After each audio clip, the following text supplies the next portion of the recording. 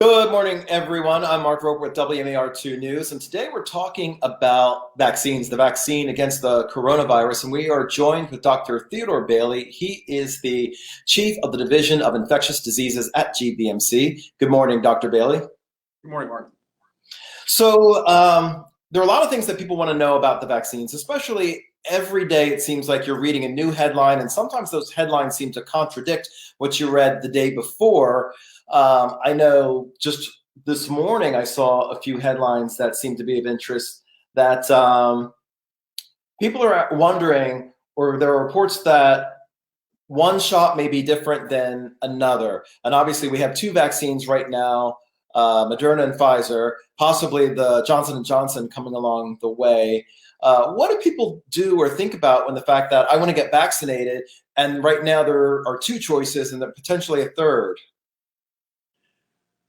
Well, one of the things is I would say that if you have access to the vaccine, getting vaccinated sooner rather than later would be the priority. So I wouldn't stand. I'm going to wait, allow myself to be unvaccinated for a period of time to hold out for a future vaccine or another vaccine. So I think that the margins between them are fairly subtle. That it's most important thing would be to become vaccinated.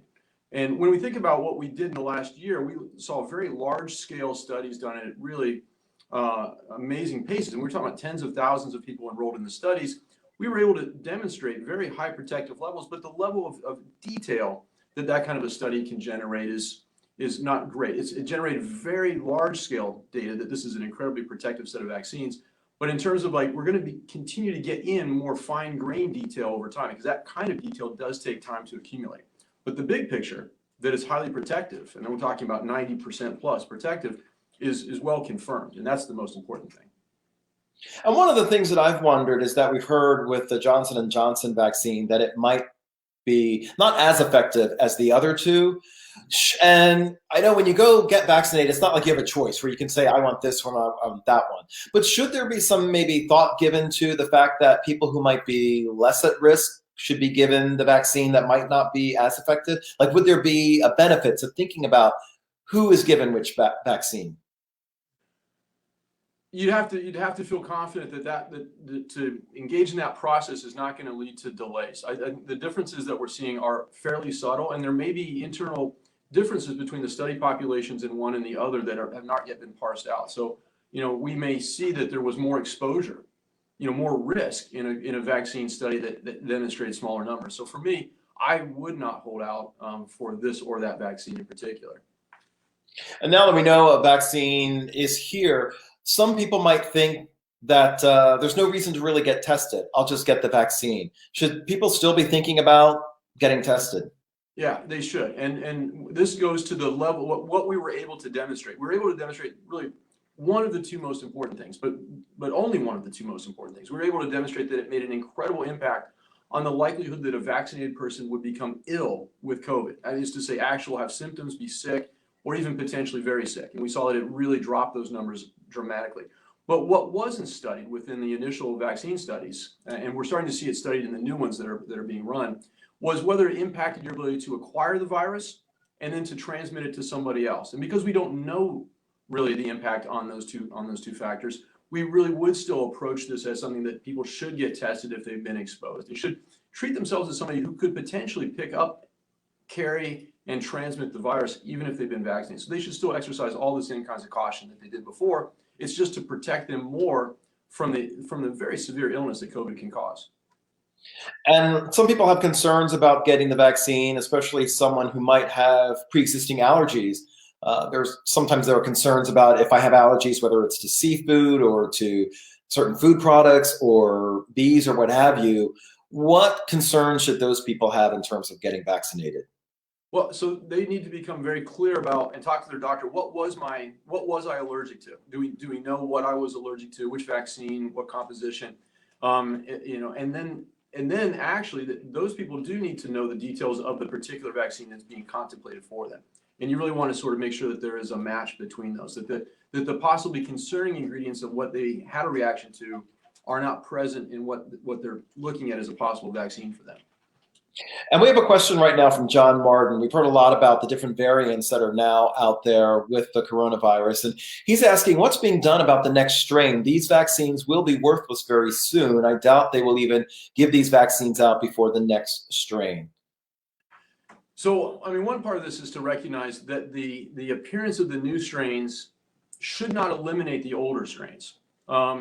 These strains are not truly in competition with each other. There's been a very small percentage of the human population, if you can believe it, that have actually become infected. So there's a very vast number of people who are still vulnerable to COVID infection, who do not have natural immunity from having been infected, and who are not yet vaccinated.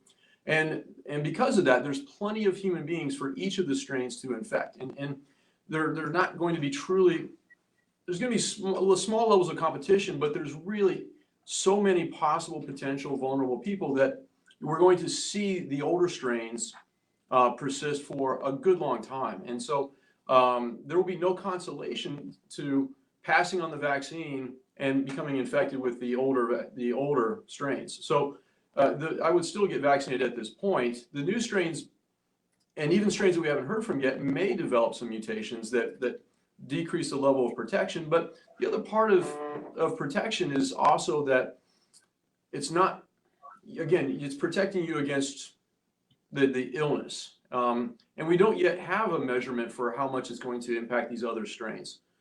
We don't believe it to be entirely worthless. And for a lot of the strains, it will be still highly protective. So these vaccines will still be of inestimable value. But it does point to the need to continue to research the new strains and I think an ongoing development of new vaccines, just as we do for flu each year, where we're constantly generating new vaccines. That process should be ongoing. It's not something where we should rest on our laurels, say we have these great vaccines and we're done with our research process. And the good news is we're not seeing that. We are seeing multiple research entities engage in clinical trials of vaccines. So we should be seeing basically a pipeline of vaccine development ongoing. And one unusual thing about that, I saw a headline about in the UK how they're doing research on mixing vaccines as one way to kind of combat the variants. Well, and that makes a fair amount of sense, because that's actually a strategy that's already used. We use that with flu. So when you get a flu vaccine, you're not getting a flu vaccine. You're actually getting technically several vaccines in one against multiple strains of influenza. So the idea that for mutating viruses or viruses with multiple strains, that you might need several vaccines to provide yourself the adequate level of protection is recognized as a strategy, and we're trying to research into that for COVID, because it likely will be better than a single vaccine. But that doesn't mean that a single vaccine isn't highly important at this point in time. Some people wonder what happens if they do get a reaction when they go. They're set for an appointment, they're ready to get their shot, but before they go, they might wonder what happens if I do have some sort of reaction. Then what do I do? Well, it would depend on what the reaction is. I mean, so if we are seeing a fair amount of sort of local muscle illness, local muscle pain at the site, and then we're also seeing kind of generalized body aches, faintness, lightheadedness. This seems to be worse with the second injections rather than the first, probably because the immune system has been primed. What I would say is rest, maintain fluids. Now, if there is a more severe thing where we're talking about, airway, you're starting to feel like you're short of breath, having trouble breathing, this is the kind of thing where you would want to be seen urgently, because like other vaccines, that's a possibility. Not one frequently seen, but if you have symptoms of shortness of breath, you feel like you're working hard to breathe, being seen in an urgent care or an emergency room would be the relevant step to take. Because I know that health directors have told me when you do get the shot that they have you wait around for 15 or 20 minutes just to see if you have a reaction. But is that even enough time for the vaccine to work itself through the body to even tell if there would be some sort of reaction? Yeah, so the most concerning kind of reaction is what we call an immediate type hypersensitivity reaction. And that is one where you already have antibodies that are of an allergic type. They're not the antibodies that we want for vaccine protection. They're actually antibodies that are really linked to allergic reactions. They're called IgE. And if those are already existing and in place, which is what you would need for this kind of severe reaction, then it will take just a matter of several minutes before you would start to experience those symptoms. So that's a fairly standard duration that we would wait for other kinds of vaccines as well, to make sure that people aren't having reactions to them. A couple other questions that people have sent to the station that people are wondering about the vaccine is, do I need to save the card that says that they've been vaccinated, and what should they do if they lose it? What to do if they lose? Well, it would depend on where they got the card. I mean, what I would say is, as you're getting your vaccine at whatever facility you happen to be getting it at, is to talk to them about what their protocol is for replacing lost cards. It will likely differ from institution to institution, but it is worth finding out ahead of time, and it is worth holding on to it. There may be as we think about strategies of reopening society, one of the things that's been talked about, and I think because it's a possibility, we should prepare for it, is the idea of a so-called immunity passport. And so it may be relevant to demonstrate that you have had a vaccine to have access to certain amenities or to sort of more travel. Now that's not happened. It may never happen, but you should build the ark before the flood, and you should keep the card in case it does become relevant to certain policies. And that's how I would look at it.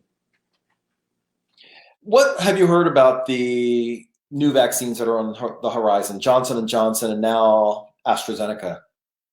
Well, so they are studying AstraZeneca, for instance.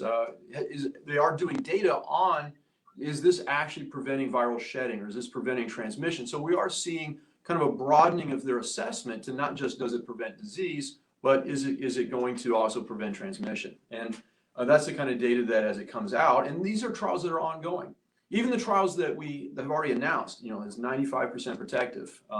These are still trials that enrolled so many people that we are still watching their immunity, because the other thing we need to know still is how long is that protective effect present? What they did is what was called an interim analysis, which is after a certain amount of illnesses arose within the initial trials, then they lifted the lid to see, well, who got ill? Was it the people in the placebo? Was it the people in the vaccine? And they saw a dramatic difference that most of the infections, the very vast majority, were in the placebo, the folks who did not receive a true vaccine.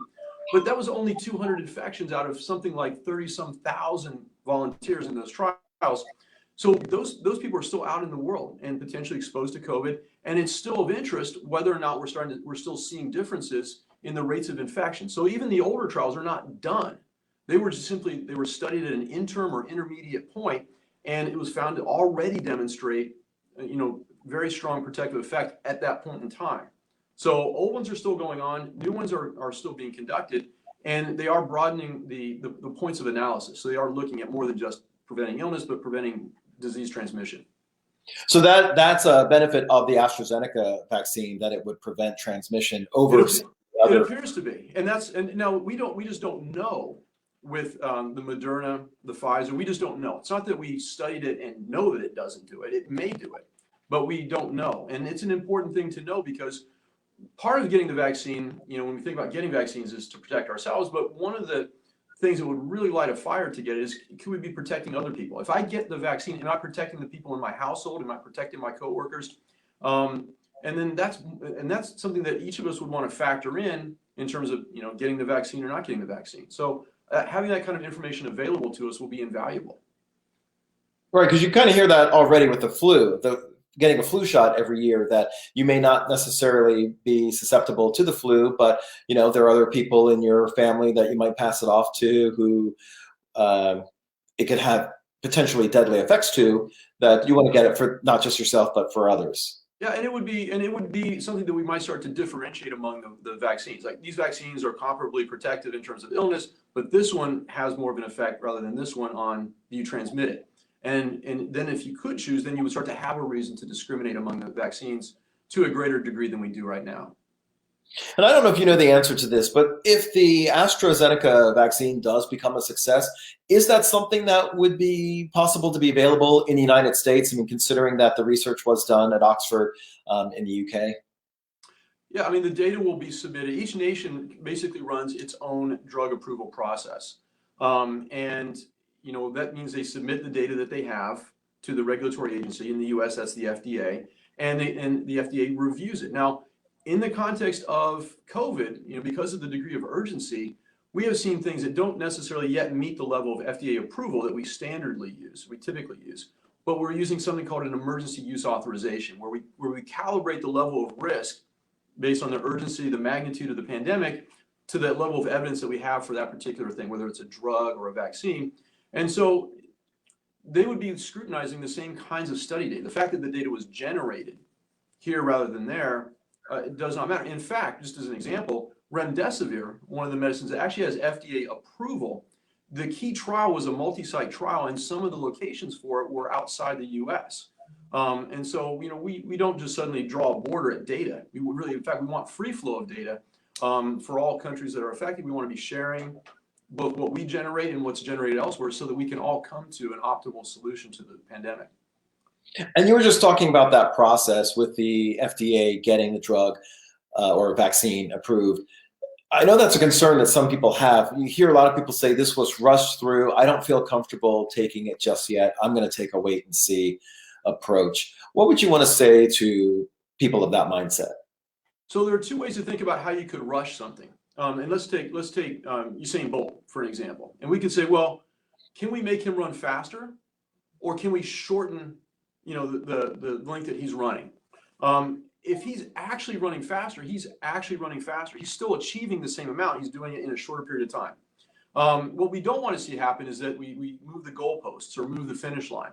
And then you're not really running the race that you claim to be running. So in these cases, one of the ways in which it was expedited was a very vast number of volunteers, so that we could accumulate data in a shorter period of time.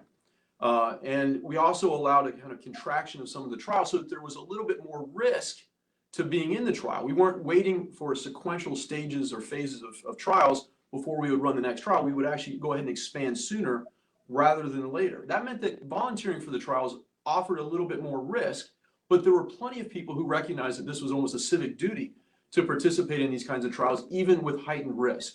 And so what we saw was that the trials were running faster, but they were running as far. The scientific goal line, the standard of evidence that we were looking for, was not altered or decreased. And so, what I would say is these are well proven by current scientific standards. We did not compromise the science to arrive at a conclusion that these are protective. There's firm science behind it by standards that we would use in other years as well. It's just that we expanded the trials, ran them with more people, with more risk for the volunteers, and therefore were able to generate the data sooner rather than later. And on the flip side of that, someone might be wondering, they get the shot and they don't feel any different.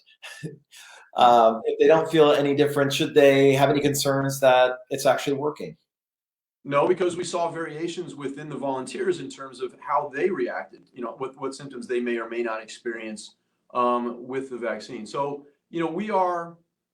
we're humans, but there's a lot of difference among us. And, some people are having, to the exact same molecule, a different reaction to it. Some people will have those chills and feel ill for the first day, and other people will, hey man, no big deal. So that just reflects normal human variation. What about women who are pregnant? Should they have any concerns about getting the vaccine while they're pregnant? Should they wait till after they deliver? So that's a more challenging question. And the WHO, you probably know, has recently sort of weighed in on removing the barrier to pregnancy, trying to balance the clear risks of COVID in pregnancy against I think the relatively lesser degree of information that we have about the vaccine.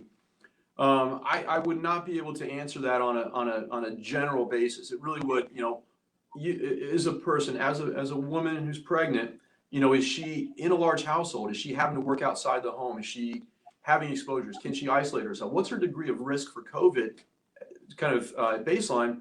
And then sort of balancing that against the lesser level of evidence that we have for pregnancy as a recipient for the vaccine. It really has to be decided, probably in consultation with their individual doctor and their OB for their unique life situation. I don't think it can be answered in general. And once you get your vaccine, are you pretty much free and clear? Is this something that we'll have to do every year? So those trials were run in, I believe, the year 2020, starting kind of mid-year. So you're asking for me to tell you about how this has demonstrated long-term protection when we aren't even long-term into the trial. As I mentioned, the trials are still ongoing. So we do not know. There is literally no way we could know. What I can tell you is that even in the trials, and I talked about the dramatic protection, this many infections in the placebo, a much lower number of protections in the vaccine arm, it wasn't zero level of clinical disease in the vaccine arm. So the protection, as dramatic as it was not perfect, which is true for all vaccines, frankly. And these vaccines are as protective as any vaccine I've ever seen for any other illness in terms of the level of protection. And yet we still saw some infections arise among people who had the vaccine. So we already know that if you get the vaccine, you're clearly not free and clear, because you could be the 5%, not the 95% who actually, get the symptoms of an infection. So no, we're not free and clear. And then we don't know how long even that level of protection will last. And we don't yet know what's the best way to handle that. Should we be measuring antibodies? One reason to think that is that antibodies are typically a measure of protection, but the immune system is far more complex than that. And there's other elements of protection that it provides besides just making antibodies. So it might be that even as antibodies wane, a lot of relevant elements of protection stay in place. We don't know. So part of it will be to continue to follow the participants in the trial, but also people in the real world who get the vaccine and learn from these experiences. We should always be learning. We should think of the healthcare system as a learning healthcare system. It should always be trying to learn more about what it's doing and how well it can do it and improve upon it. And I think that's the approach that people are taking. I think that's probably a source of some confusion for some people in the public, because you hear sometimes people will say, well, I heard before you said this, and now you're saying that. And so people are like, well, which one is it? So, if you were to talk to a legal expert, they would say, well, here's what the statute says. And until the statute changes, the statute still says this. But even then, there's an evolution, there's case study, new cases and new Supreme Court decisions. So even in law, and I'm a JD, so that's why I even sort of resort to that, because I try to think about how these two parts of my brain relate to each other. Both of these areas are really subject to new news, new information. There's a reason why interviews like this should continue to take place. We don't just re-air our interview from, say, March of 2020 and say, just go look at the video. There's new stuff coming in all the time, and a responsible public response, a responsible civil response, and a responsible medical response should always be looking at the new information that's coming in. Every conclusion that we should hold tentatively. We should say what it's based on, but we should also be looking at anything new that's relevant to what we're saying. And we certainly saw that in the beginning with the issue of wearing masks. First, we were told that we didn't necessarily need to wear a mask, then people should wear a mask, and people were very, I don't know if you'd say confused. Some people might have been confused, and some people weren't happy because people who didn't want to wear a mask thought, well, I thought before you said that I didn't need to wear one. Now you're telling me I do need to wear one. And now we're hearing that, you need to wear more than one. So as you said, that. Yeah, and so, but one of the things to look at is not just the changing statement, but also, is there anything else changing? So, in the early phases of it, there was next to no, and at some point, zero internally transmitted COVID. And there wasn't yet a scale up in the production of PPE.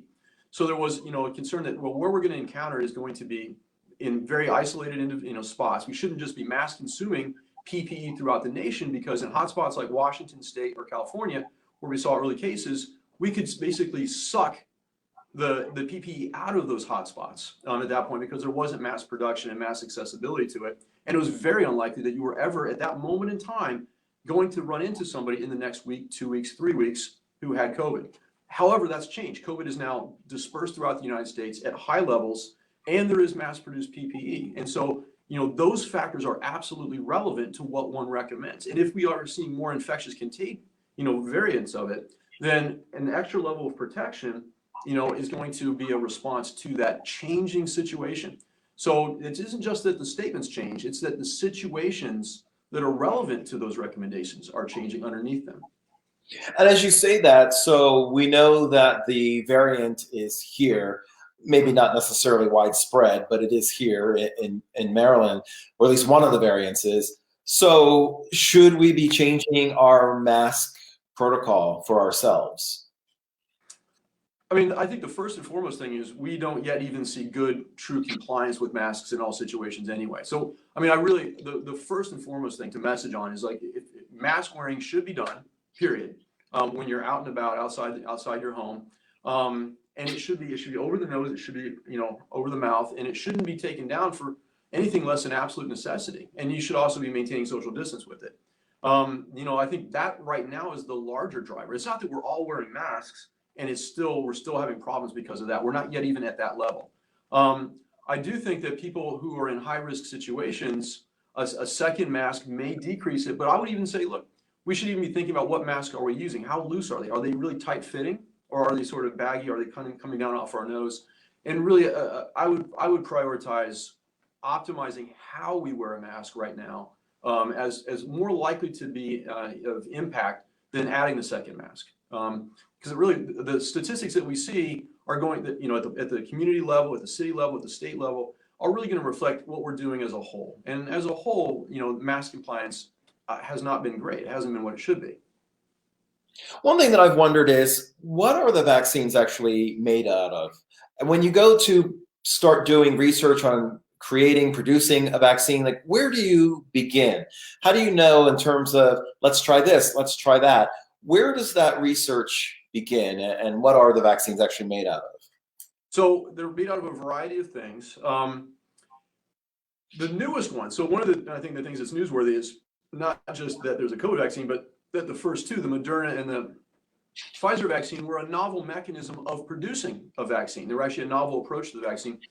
And the common denominator to all vaccines is that there should be the presence of some molecule, at least a molecule, within the human body that's part of the infection that you're trying to protect against, so that your immune system can see it, be stimulated against it, and then be prepared to recognize it rapidly and aggressively if it sees it again. That's the common denominator. So the question then is just, how can you produce a molecule or a part of an infection in the human body?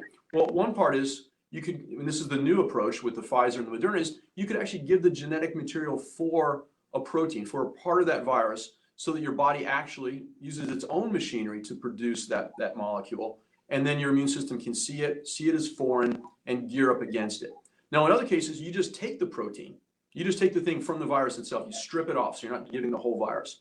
You strip it off, you add it to some things that will stimulate the immune system, and then you inject the molecule itself into the human body and allow the human body to see it, the immune system to see it, and begin to react to it, and then gear up against it.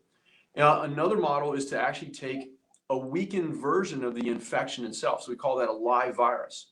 So another strategy that's been used in other kinds of infections is we're going to create deletions or modifications in the infection so that it's not going to cause illness, not going to cause symptoms, but still be able to put something in. Now, one of the advantages of that is if it's a replicatable, virus or organism, it's going to be generally a bit more of a stimulus to the immune system, because it gives more targets for the immune system to recognize and gear up against.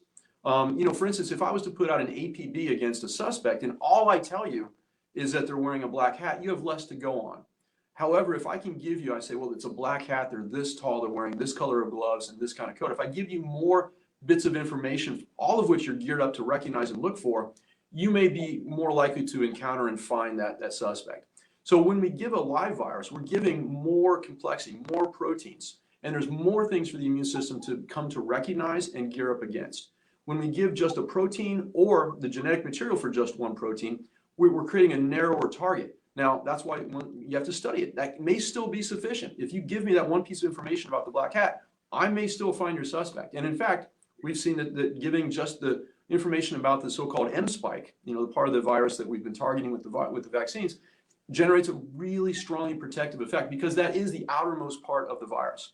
So there are a variety of strategies, and these have been, except for the ones that Pfizer and Moderna are using, these other strategies, subunits, where you give the protein itself, or a live but attenuated or weakened virus, those are strategies that have been used for other existing viruses and have been found to be generally safe with very good long-term data, and they're used in other infections.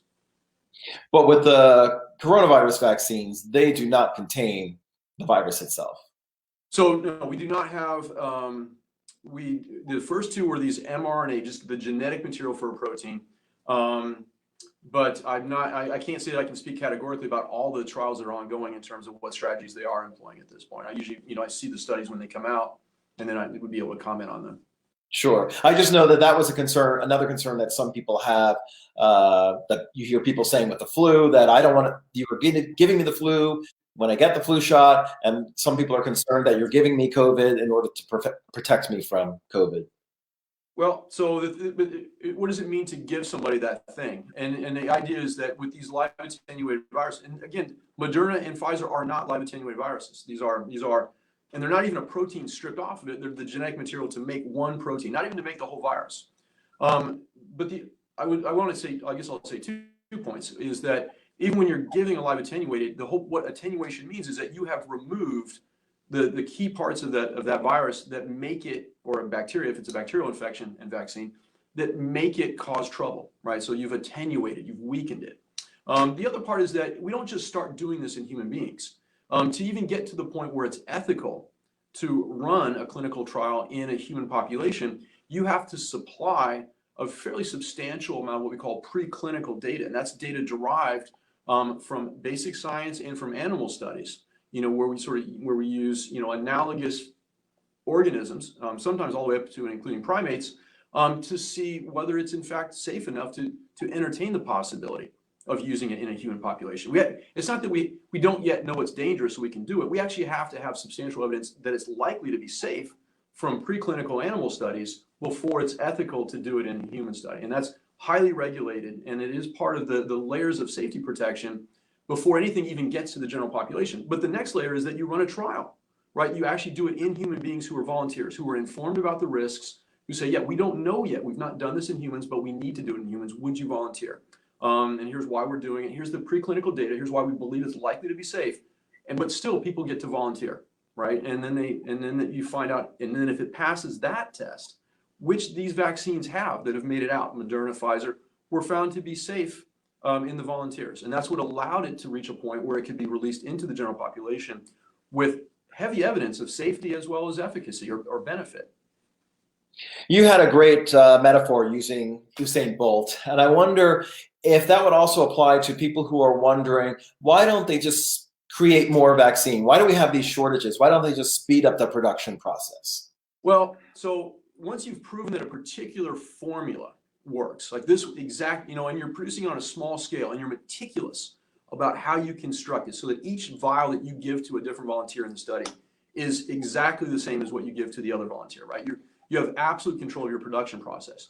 Well, but that's easy to do at a small scale, right? When you talk about, well, we need to make it rapid, we want to be making millions of doses day by day by day, right? Then you have to sort of hand that out to production facilities that are in a variety of locations. And you have to maintain absolute tolerance of the production of it. Now that can be done, but the thing is you want to make sure that it is done. And that means you really want to be sort of focusing on quality control. You want to be looking at batches, making sure that you're not seeing any departures from the way in which it should be constructed. So you want to make sure the production process is safe. Because if you're producing it in a different way in which you produced it for your study, you can't rely on your data from the study. You're technically producing something different. So you want to be darn sure. It's not like you go and you get a screwdriver and it was badly made that day because the guy went to work drunk. You're like, I'm just going to take back the screwdriver, because at this point, this is more important than that. This is not something you can just return the vaccine after it's been injected in you. So you've got to know ahead of time. And so I think that's the major part, is that to scale these things up, they've got to be scaled up so that they are producing exactly what they're supposed to produce, not introducing any impurities into it, so that there's not some widespread problem. And this does go back, this is a lesson that we learned in the mid 20th century when there were some scale-ups of vaccines and there were some impurities in them. So the whole point is to learn from history so you don't repeat history. The idea is that these scale-up production processes have to be perfect. And people are really working hard to make sure that they are, but it will lead to some slowness in terms of our ability to roll them out. But it's for good reason. Is there one takeaway that you would want people to have from our conversation? Yeah, what I would say is the studies were done we did not move Usain Bolt's finish line. We really set a level of scientific evidence that we wanted to see for the studies. We set the studies so that they could achieve it sooner rather than later by enrolling more people with more risk to them, so that the demonstration of benefit is scientifically sound, the demonstration of safety is scientifically sound, the amount of benefit is profound in a pandemic that has caused innumerable deaths. And so for me, the recommendation would be to sort of move forward with getting the vaccine and not really quibble over, is it going to be Moderna, is it Pfizer? It's really to get yourself vaccinated as soon as you're eligible to do it, because this is what's really going to move us forward as both a city, as a state, as a nation in terms of getting this under control. We do not have really reliable treatments for COVID, right? We still see, a very high fatality rate among, the folks who get ill with it, and in the order of 10 times worse than flu.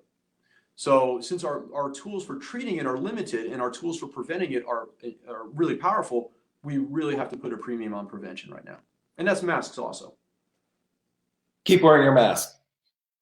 I won't say what the governor I would quote the governor, but Great. Well, thank you very much, Dr. Bailey, for joining us this morning and for taking the time to answer all of these questions. We have more information on our website that you can look for. Just go to wmart2news.com/vaccinatingmd. Again, thank you very much, Dr. Bailey, for your time.